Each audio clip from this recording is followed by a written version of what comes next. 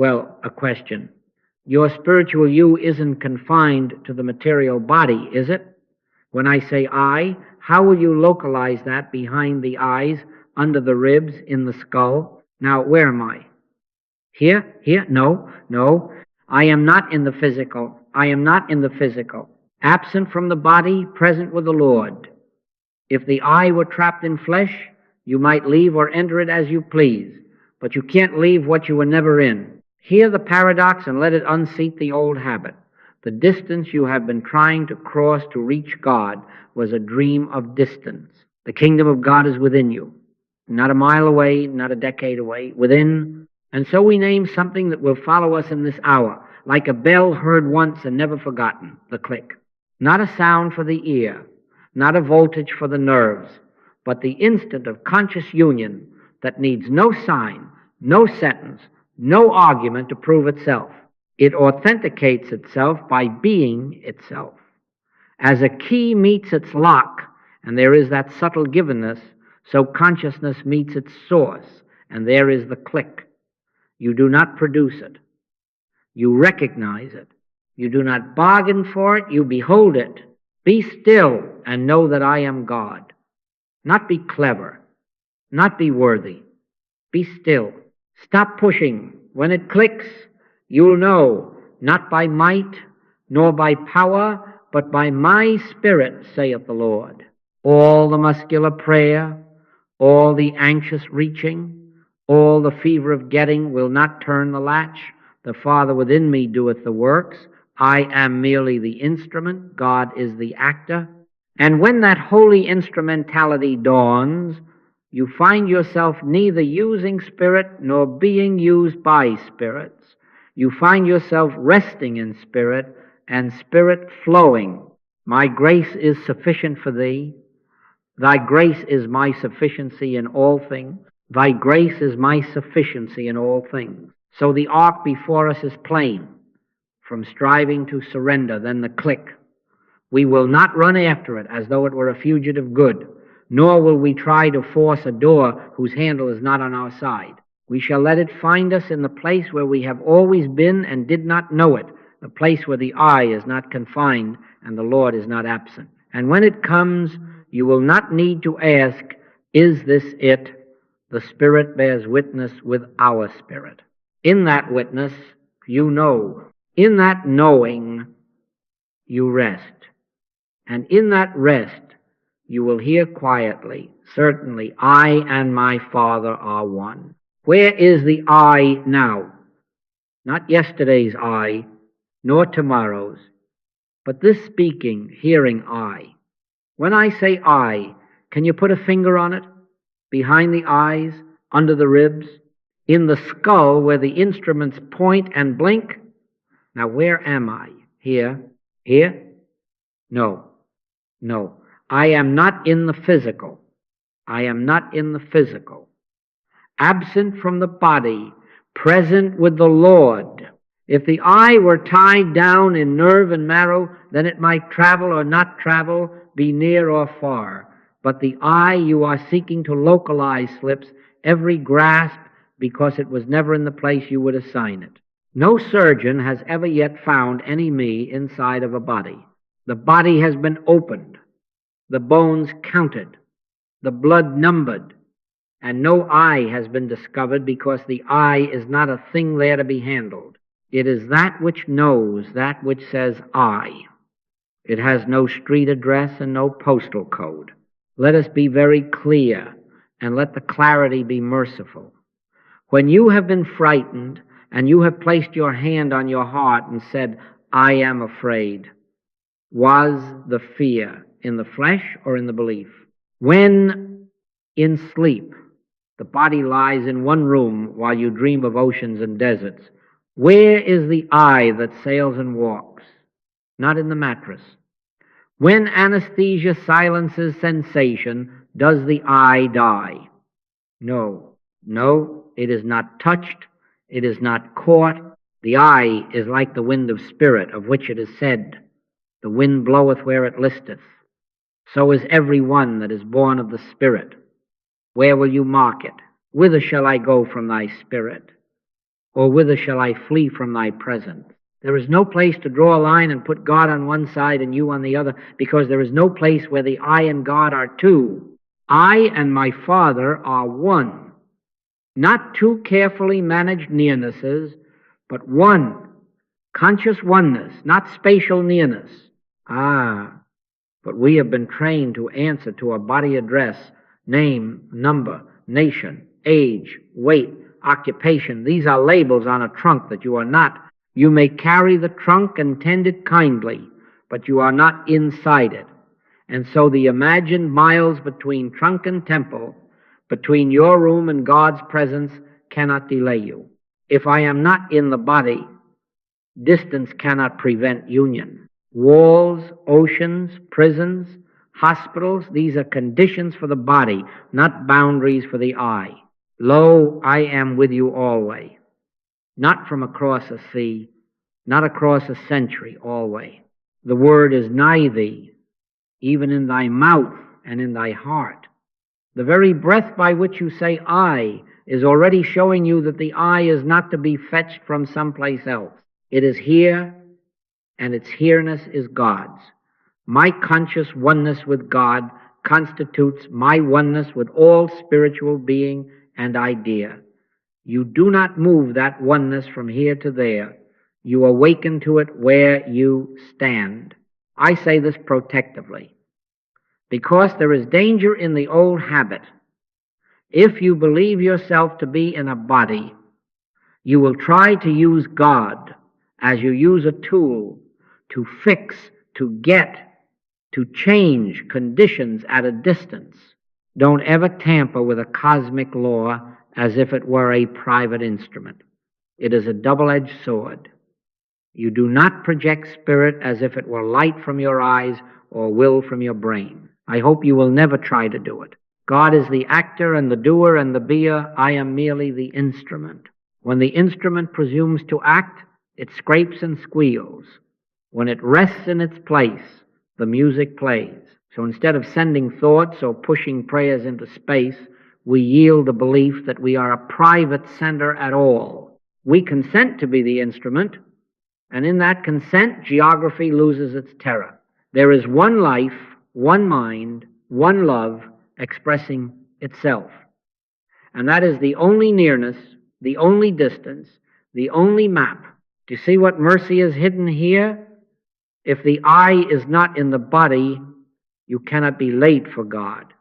You cannot be far. You cannot be outside.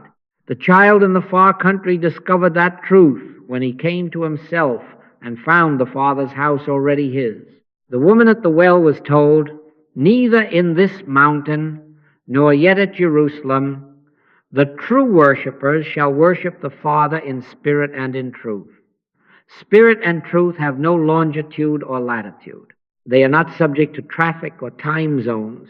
When, therefore, we turn within, not to a place behind the forehead, but to the ground of being that is not a place, we are instantly at home, because home is not where the body dwells. Home is where I and the Father are one. And out of that recognition there rises a quiet confidence. Thy grace is my sufficiency in all things. Thy grace is my sufficiency in all things. Not the body's sufficiency, not the will's sufficiency. Grace. So let the old address fall away. Mail from fear and lack will cease to find you. The invitations of anxiety will come stamped, no such person at this address. You will answer now to the name given you from the beginning, I am. And in that I am, the imagined distance collapses like a tent struck at dawn. The sun was always up. The tent only made a shade. Stand then without shade. Stand as the instrument. Stand in conscious oneness, and you will discover that you were never shut out, for you were never shut in. Now, if there is one life and one I that cannot be housed, there must be a law as impersonal as that life, and upon that law our safety rests. Hear the simplicity and the gravity of it. Thou shalt have no other gods before me, and inseparable from it, thou shalt love thy neighbor as thyself.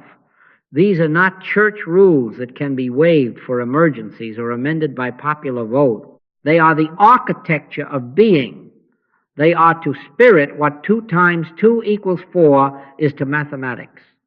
Violate them, and nothing personal punishes you. You have set yourself at cross purposes with the fabric itself. Align with them, and no person rewards you.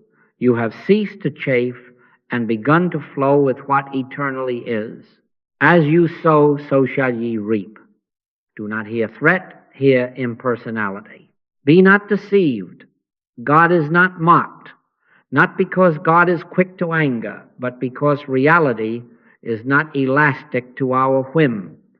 Try to make 2 times 2 equal 5 because you are in a hurry, and see if the bridge stands. Step into a red light at midnight because the street looks empty, and watch how the law, without malice, without bias, meets you. It is the same with the first commandment. Set up any other God-fear, money, personality, technique, reputation, and you have built on sand. Great was the fall of it, not because God struck it, but because a house erected against law cannot stand. Understand me now in protection. There can be no selfish purpose in a cosmic law. It serves all or it serves none. The sun does not do private contracts. He maketh his sun to rise on the evil and on the good. If you attempt to corner light for your garden while withholding it from your neighbor's field, you will discover that your very attempt eclipses you. So, with spirit, God is not a method. God is not a tool. Prayer is not leverage. I hope you will never try to use truth to get something, to move someone, to edge an advantage. Don't ever tamper with a cosmic law as if it were an instrument you could swing. It is a double-edged sword. It will cut the hand that grasps at it for private use. What then? Seek God alone. Seek ye first the kingdom of God and his righteousness, and all these things shall be added unto you. The adding is lawful effect, not your accomplishment. When I sit down, eyes closed, body quiet, will surrendered, I am not working a system. I am not whispering a charm to coax outcome. I am honoring the first commandment. I am letting I can of mine own self do nothing be more than words. And in that honoring, the second commandment becomes natural. My neighbor is not other to me, for my conscious oneness with God constitutes my oneness with all spiritual being and idea. Love is not a behavior adopted to please a doctrine. It is the recognition of the one living as many. You will ask, how shall I know if I have kept the law? You will know by the absence of private aims. When you enter silence, not to get healing, but to know God, not to win business, but to behold being, you are in obedience. And harmony follows as a stream must follow the grade, because the law cannot contradict itself. When you refuse to manipulate, you cease to create resistance. When you let the Father do the works are done without noise. Thy grace is my sufficiency in all things, not my planning, not my pressure. Grace, bring your affairs under this impersonal benediction. If a decision waits, do not ask for a sign that favors you. Ask to be shown the right in which all are blessed. If a debt presses, do not pray that someone else lose so you may gain. Pray to know the source in whom there is no loss. If a body cries, do not battle flesh with will. Be still and acknowledge the presence that is never sick. Thou shalt have no other gods. Love thy neighbor as thyself. Keep these, not as slogans, but as the very gravity under your feet. Then you will find that you do not use spirit at all. Spirit lives its own life as you. And in that lawfulness there is rest. In that rest, the quiet click will have its chance. Now we come to the gentle art of getting out of the way. Not a method to make God act. God needs no urging, but a way to let the noise of our senses and wants subside so that receptivity may have a fair hearing. Be still and know that I am God. Not be clever, be still. Not use, no. We are preparing not an effect, but an absence of interference. We are making a clearing in which grace can be grace. Thy grace is my sufficiency in all things. It will be a chair low enough that your feet find the floor without strain. Let the soles rest easy. Do not perch. Do not sag. Allow the back to be comfortable, not ramrod, not wilted, simply eased into its God-given rightness. The shoulders find their level and forget themselves. Never rest your arms. Keep the hands and arms relaxed, free of tension, not propped on chair arms, not hooked at the hips, not braced on a table. Let the hands lie lightly in the lap as if you had forgotten to hold them. The jaw unhinges its clench. The brow softens its habit of thinking. The eyes close, not as a signal to begin a trick, but because closing them quiets one of the windows that drafts the mind. Breathe as you are breathed. No rhythm to force, no count to keep. In this position, with your eyes closed, be virtually unaware of having a body. Understand me. There is no occult reason for any of this. No mystery in angles and nerves. Only physical comfort, so the body ceases to intrude, as you would turn down a radio so the voice beside you may be heard. We are not tuning a mechanism. We are ceasing to be absorbed by one. When the flesh no longer clamors, when the knee is not begging, the elbow not insisting, consciousness can rest from attending to it. Take no thought for your life, not because life is unworthy, but because thought about it has been our static. Now, in that quieted posture, do not begin to ask. Do not begin to paint pictures on the inner screen. Do not begin to recite. If a brief word has helped you enter, speak, Lord, for thy servant heareth, or thy grace is my sufficiency in all things. Let it bow you inward, and then let even that go. Your Father knoweth what things ye have need of before ye ask him, so ask not. Wait. I wait in a state of receptivity. No requests, no images, no affirmations once settled, only availability. Only, here am I. Thoughts will stray. They will parade the day's affairs and the body's whispers. Do not fight. Do not fuss. No, no. Let thought be what wind is to a pine, something through which you stand. If a story catches you, notice and allow it to pass without condemnation. Return, not to a sentence, but to the felt willingness to be nothing in yourself. I can of mine own self do nothing. Let the Father within do the works. This is non-forcing surrender. This is instrumentality. God is the actor and the doer and the beer. I am merely the instrument. If in a minute or in 10 there comes no light, no lift, do not measure. We are not timing grace with a wristwatch. We are not waiting for a sign to approve us. We are simply not interfering. The quiet itself is already an answer. In quietness and in confidence shall be your strength. The senses are clearing, the static thinning, and whether you feel it or do not feel it, obedience is its own fruit. The kingdom is never late, and then whenever, however the soft givenness may present itself, not as a word, not as a picture, but as a certainty without cause, do not seize it, do not label it, let it be itself. The click authenticates itself. My conscious oneness with God constitutes my oneness with all spiritual being and idea, and in that oneness there is no effort. Sit a little while as one who has nothing to add. Rise only when you are released. Carry nothing out but the hush, and if there was no hush, carry the willingness to return. The door is where you are. The listener is what you are. Be still and know. Non-interference is not passivity. It is obedience. Hear the Master. I can of mine own self do nothing. The Father that dwelleth in me, he doeth the works. That is not poetry. That is method, not a human method, but the way of spirit. Therefore I say to you, as I have lived, I have studiously avoided mental and physical contact. I do not put hands on bodies to force a result. I do not push thought across miles to rearrange conditions. I will not strain a prayer as if it were a rope to pull someone out of their place into mine. No, no. God is the actor and the doer and the beer. I am merely the instrument.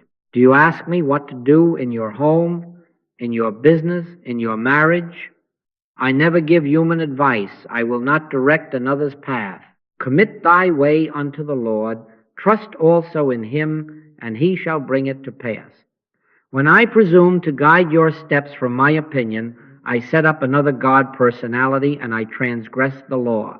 I can bear witness to truth. I can be present in receptivity, but I must not take the helm of your ship. The wind bloweth where it listeth. Let the law within you bear you to your own appointed shore. So our prayer is surrender, not steering. Live thou thy life in me, fulfill thyself as me. Not add thy life to mine, live thy life as mine. In that consent, timetables fall away. Do not set a clock for God. Do not push for a sign by Thursday or a healing by dawn. Stand still and see the salvation of the Lord. A farmer does not tug the sprout to hasten its rising. He removes the stones and trusts the law of life to lift the green. We have removed the stones, striving, imaging, pleading, and now we trust the law. My conscious oneness with God constitutes my oneness with all spiritual being and idea. The flow is lawful. It acts of itself when I cease to agitate the stream. You will notice that when outcomes are laid down, fear loses its leverage. Fear feeds on schedules and agendas. It cannot feed on surrender.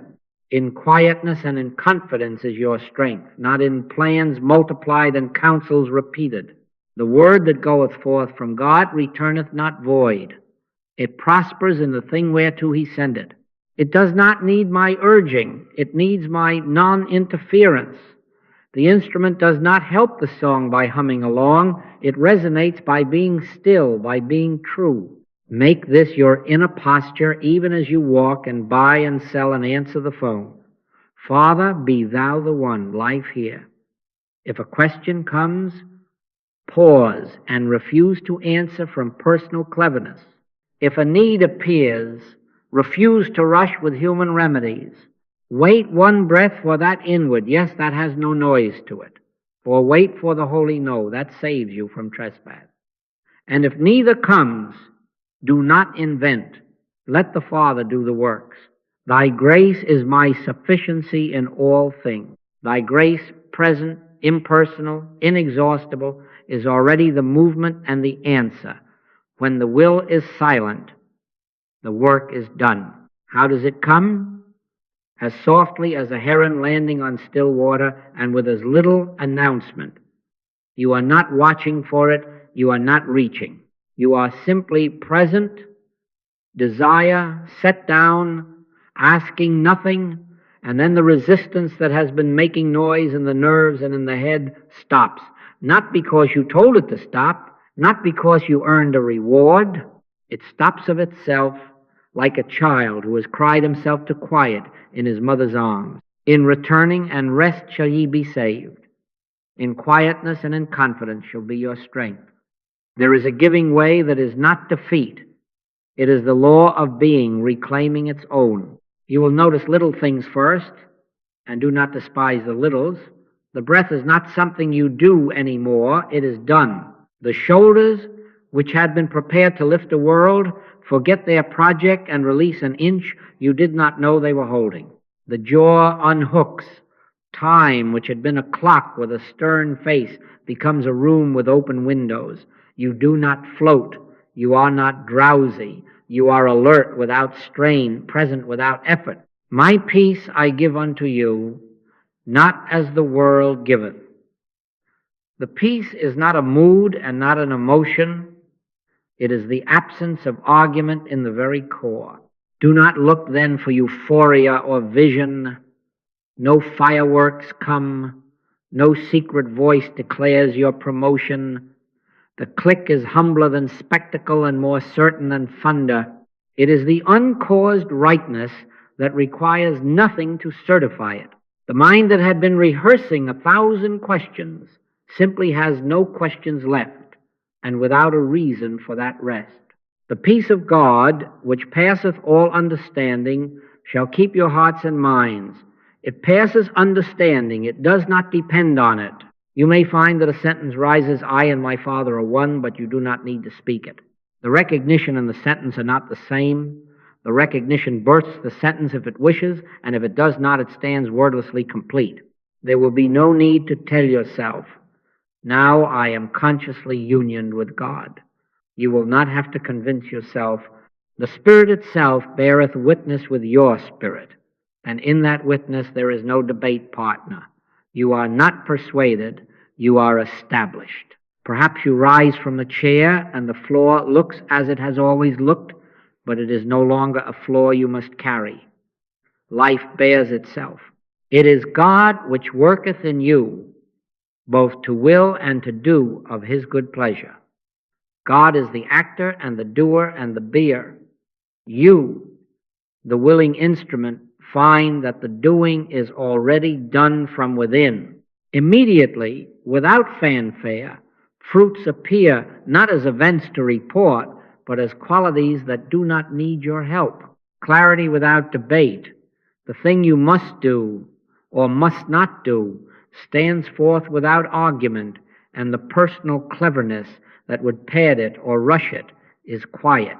Compassion without effort, no program to be kind, no strategy to forgive, only the felt sameness of life and the one before you, and the gentle refusal to injure your own being.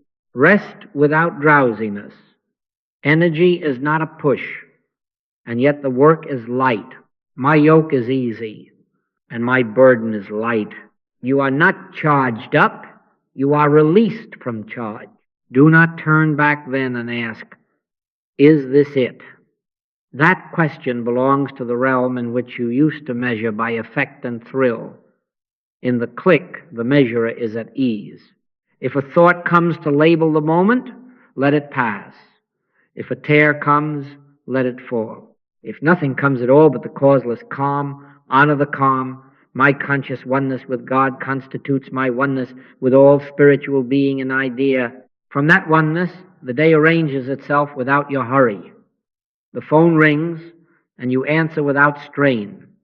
A need appears, and the answer meets it before you can draft a plan. The river has found its bed again. If you ask for a password to guard this humility, let it be this: Thy grace is my sufficiency in all things. Whisper it if you must, when thought tries to revive its old employment. Then cease even the whisper, and let grace be grace. You cannot keep the click. There is no box for it, but you can refuse to misuse it. You can move on in the quiet it gave you, not teaching it to others by talk, but bearing it as a fragrance no one can own and no one can deny. And should it seem to fade, and at times it will do not become anxious, the vine has not moved, only the leaf has stirred. Return to receptivity, not to get, but to be. And what is true will bear witness again in its own good hour without words. Let us be very plain, very protective, very faithful to the sanctity of what has been given. The click is not hypnosis. It is not suggestion. It is not trance. It is not the power of thought over thought. No, no. Those are human devices, mental levers, moving mental furniture. Spirit is not furniture and cannot be arranged. Conscious union is not an altered state. It is the unveiling of the only state that ever was. Not by might nor by power, but by my Spirit, saith the Lord. When you sense the quiet rightness, do not degrade it by trying to steer it. Do not try to use it. Any attempt to use Spirit closes the very door the click would open. I say this with gravity because law is merciful and merciless in the same act. Merciful because it is always true, merciless because it will not bend to our private wish. Be not deceived. God is not mocked, for whatsoever a man soweth, that shall he also reap. If you take the first commandment as a personal instrument, thou shalt have no other gods before me, and then smuggle another God into the room called my intended outcome, you have already violated it. You violate 2 times 2 is 4, and you bring the wrath of mathematics upon your bridge. You violate the impersonality of spirit with a selfish aim, and you bring the collapse that attends all miscalculation. Don't ever tamper with the cosmic law, because it is a double-edged sword. Where it heals, it can cut. Where it frees, it can expose. There can be no selfish purpose in a cosmic law. So, no bargaining, no deadlines, no forcing prayer as if time were your authority. Do not say, if you will do this by Thursday, I will do that by Friday. Do not set a clock for God. Take no thought for your life. The very posture of bargaining implies separation, implies 2 powers at a table. We are not 2. I and my Father are one. When the will leans in to shove, stop. When you feel the itch to visualize a result, stop. When you hear the inner salesman making promises and threats, stop. Return to stillness. Be still and know that I am God. Not be clever, be still. Not leverage, no. Release the get healed and get supply aims. They are shadows of fear wearing religious clothes. Seek God alone. Seek ye first the kingdom of God and his righteousness, and all these things shall be added unto you. The adding is lawful effect. It is never your achievement. My conscious oneness with God constitutes my oneness with all spiritual being and idea. In that oneness, healing, supply, protection are not prizes. They are byproducts of alignment. The moment you reach to collect them, you leave the place where they are native. Stand where they arise, in surrender. Let the Father do the works. But what if the need seems urgent? What if the pain shouts, the bill calls, the clock accuses? The rule is mercifully the same. Stop. Even for one honest breath, stop. Refuse to push God. Refuse to mentally press the universe into a mold. Say within, if you must, only this: thy grace is my sufficiency in all things. And then be quiet. If thoughts crowd, let them pass without negotiation. If fear rattles, acknowledge it without marriage. No pictures, no orders, availability only. Here am I. You will find that the very returning resets the channel.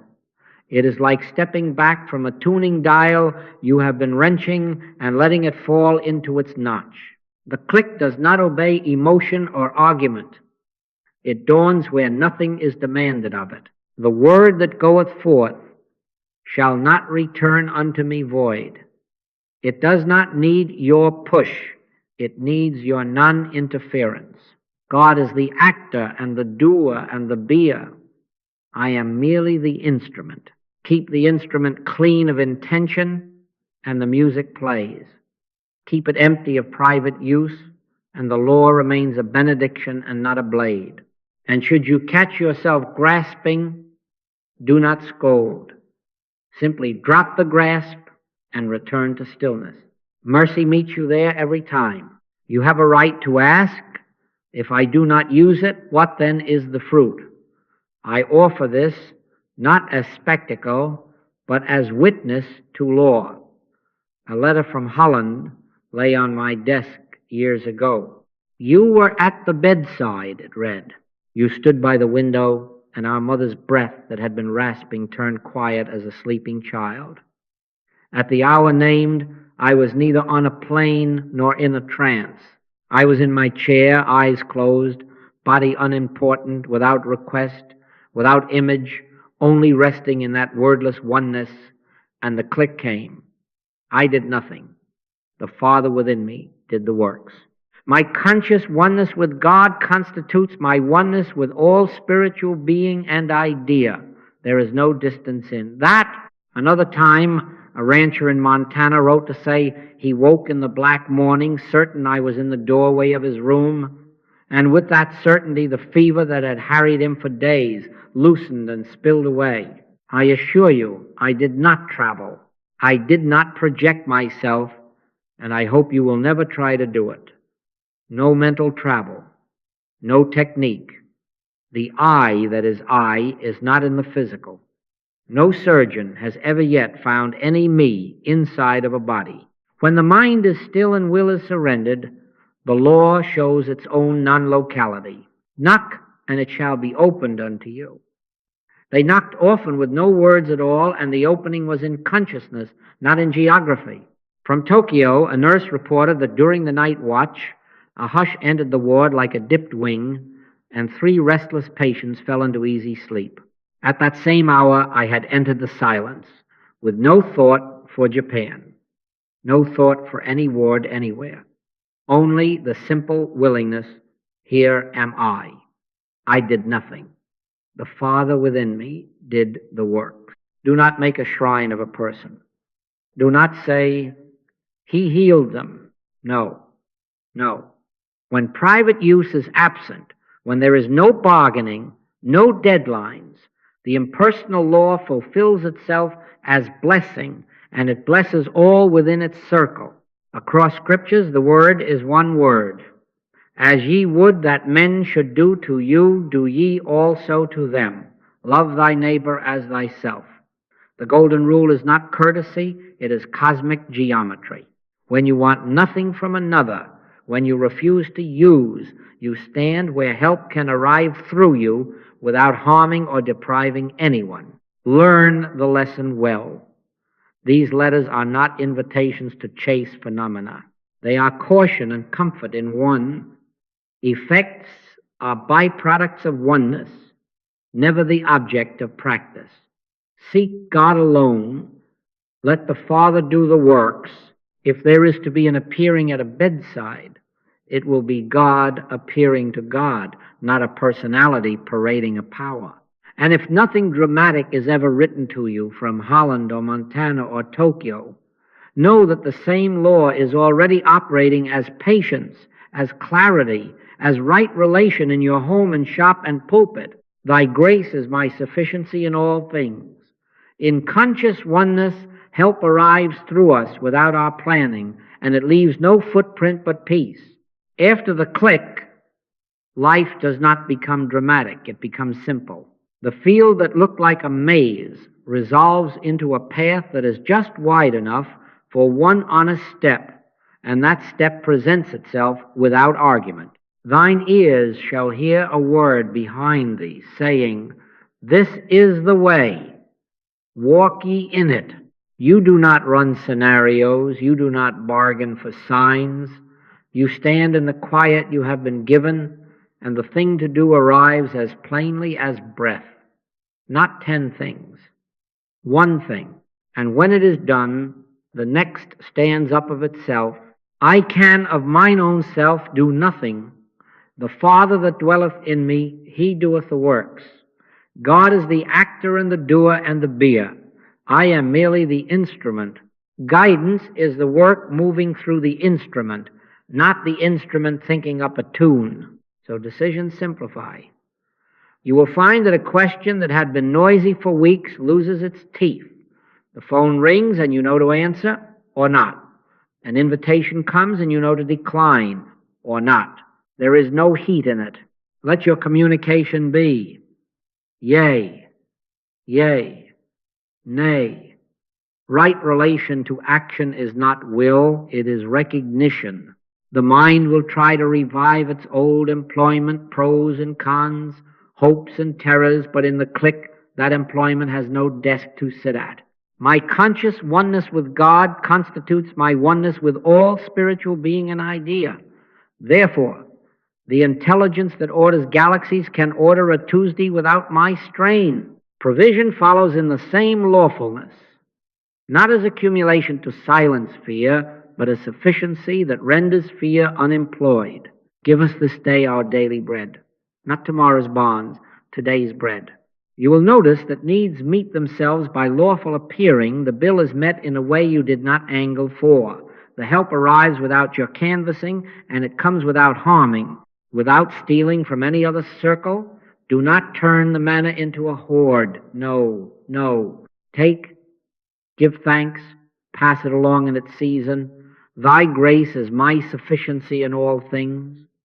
Let that be the tone of the day, as natural to you as the pulse is to the wrist. Thy grace opens the door. Thy grace pays the fare. Thy grace finds the word and keeps the silence. Thy grace never my pressure. Right relation with persons becomes clean when you cease to need from them what only God is. Competition yields to cooperation because the imagined scarcity is gone at its root. When I want nothing you have, and you want nothing I have, we are safe together. Thou shalt love thy neighbor as thyself.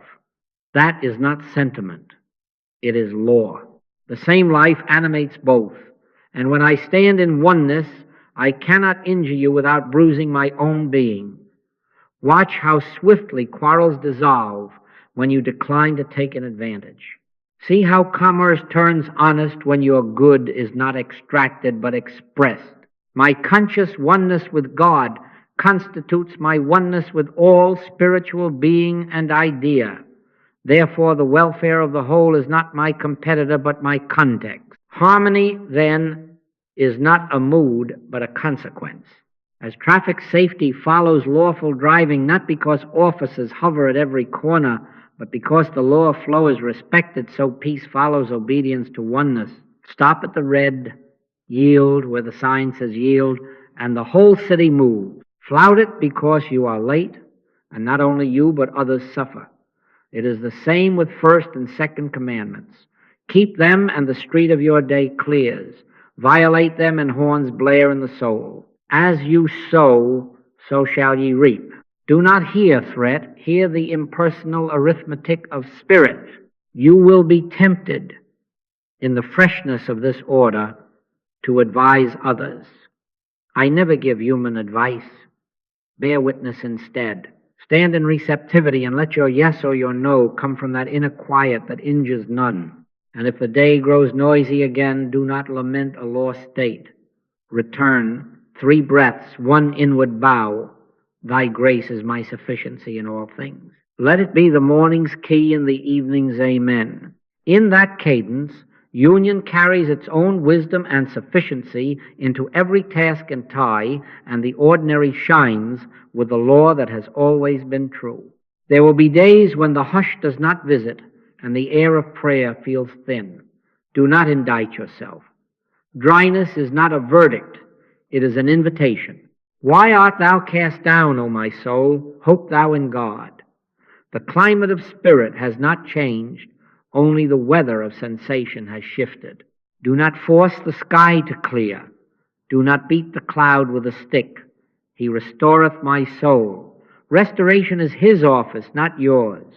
Your office is receptivity. Mercy and patience keep the channel open when feelings do not. Be content to sit at the door even if the music in the hall seems faint or absent. The presence does not depend on your sensation of it. My conscious oneness with God constitutes my oneness with all spiritual being and idea. The truth of that does not dull because nerves are tired. Fear will try to take advantage of dryness. It will whisper that you must do something, make something, hurry something. No, no. Perfect love casteth out fear. And perfect love is not your emotion. It is God being God. When fear flares, do not argue and do not run arithmetic on outcomes. Take 1 honest pause. 10 seconds will do. 1 inward bow. Here am I. Not a petition, not a plan, only availability. Then continue with your task. Do this many times, briefly, frequently. 5 breaths at the sink, a still glance before replying. a quiet at the curb before you cross. Many small openings through the day are kinder than one long, forced session that turns God into a project. In quietness and in confidence shall be your strength. Quietness, not length. Confidence, not pressure. Now about the old habit of self-blame, the whip you carry under your coat, put it down. How oft shall my brother sin against me, and I forgive him? I say not unto thee, until 7 times, but until 70 times 7. Do you see? The law is universal. If it binds you to forgive your brother, it binds you to forgive yourself. There can be no selfish purpose in a cosmic law, but there is surely a merciful one. When you miss your own mark, acknowledge it without drama, correct what can be corrected, and release the rest into the sea where God has cast all remembered iniquities. A bruised reed shall he not break. Do not become the breaker of your own reed. You would not dig up a seed each dawn to see whether it has made progress. You would water and wait. So water your heart with kindness and wait upon the law. Thy grace is my sufficiency in all things. Let petitions fall away. They are often fear and religious clothing. Replace them with gratitude and availability. Father, I thank thee that thou hast heard me. Even when you feel unheard, let thanksgiving rise as an act of faith, and let availability stand in place of orders. Speak, Lord, for thy servant heareth. Then be still. If words wish to help you to the threshold, use them, as one uses a walking stick on a hill, then lay them down at the summit. Whisper, if it soothes. Thy grace is my sufficiency in all things softly, not as a spell, not as a battering ram against the heavens, but as a remembering. Repeat it gently until even the words fall away of themselves and only the intention remains. Here I am, not using, not asking, simply given. When dryness persists, do not stretch the hour to prove fidelity. Fidelity is not measured by minutes, but by honesty. Come often, stay briefly, come again. A door that is opened and closed many times does not squeak. It remains free. So keep the hinges of consciousness oiled with these little returns, between tasks, between sentences, between bites, between the waking and the rising, slight pauses where the will is quiet and the heart is turned Godward without demand. Blessed are the poor in spirit. Poverty here means emptiness of personal agenda, a readiness to receive what is already given. And if in that quiet nothing seems to happen, remember, God is the actor and the doer and the beer. I am merely the instrument. Instruments do not generate the song. They resonate when the music plays. The music does not consult your mood. It moves as law, not as whim. Therefore, do not wait to feel holy to be faithful. Be faithful and leave holiness to God. Stand still and see the salvation of the Lord. Not feel still, stand still. In the very standing, mercy finds you. In the very refusal to push, fear loses its authority. In the gentle forgiveness extended 70 times 7, even unto yourself the channel remains clear for that quiet, self-authenticating click to dawn again when it will. Thy grace is my sufficiency in all things. Thy grace, thy grace. And then silence. When the click dawns, the circle widens of itself from me to we, from mine to ours, from taking to sharing. When I want nothing you have, and you want nothing I have, there is no war between us, no leverage, no bargain, no fear. Thou shalt love thy neighbor as thyself. That is not sentiment. That is structure. My conscious oneness with God constitutes my oneness with all spiritual being and idea. And in that light I cannot covet, for I am already complete. I cannot grasp, for grace is already the current of my life. Private gain becomes unnecessary because sufficiency ceases to be private. Watch how this alters business. Prices seek fairness, not the breaking point of a neighbor's need. Wages honor labor as one honors one's own hands. Contracts become clear because a hidden clause feels like a bruise to one's own ribs. As ye would that men should do to you, do ye also to them. It is the same with a traffic law. Obey it and the whole city moves. Flout it and many are harmed. Under the law of love, commerce is cooperation supply circulating like clean blood through a healthy body. Daily bread is daily bread, it is not hoarded fear.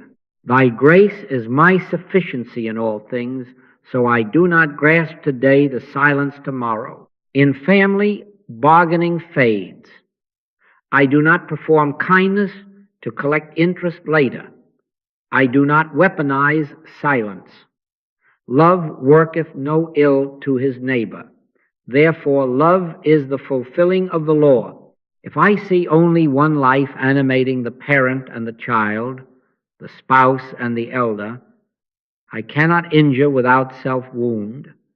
Words soften without being weak.